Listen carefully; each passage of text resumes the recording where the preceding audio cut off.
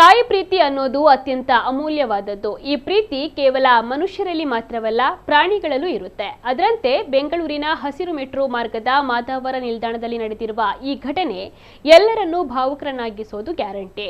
ತಾಯಿ ಮಂಗವೊಂದು ತನ್ನ ಮರಿ ಸತ್ತು ದಿನಗಳೇ ಕಳೆದ್ರೂ ಕೂಡ ಮಗುವಿನ ಅಸ್ಥಿಪಂಜರವನ್ನ ಹಿಡಿದು ಎದೆಗಪ್ಪಿ ತಿರುಗಾಡುತ್ತಿರುವಂತಹ ದೃಶ್ಯ ವೈರಲ್ ಆಗಿದ್ದು, ಈ ವಿಡಿಯೋವಂತೂ ಕಲ್ಲು ಹೃದಯವನ್ನ ಕೂಡ ಕರಗಿಸುವಂತಿದೆ. ಮರಿಮಂಗ ಸತ್ತು ದಿನವೇ ಕಳೆದಿರಬಹುದು, ಆದರೆ ಮಗುವಿನ ಸಾವಿನ ಸತ್ಯ ಒಪ್ಪದ ತಾಯಿ ಅಸ್ಥಿ ಪಂಜರವನ್ನ ಹಿಡಿದು ಸುತ್ತಾ ಇರೋದು ಕರುಣಾಜನಕವೆನಿಸುತ್ತದೆ. ಇನ್ನು ಇದನ್ನ ಕಂಡ ಪ್ರಯಾಣಿಕರು ಮಮ್ಮಲ ಮರುಗಿದ್ದಾರೆ.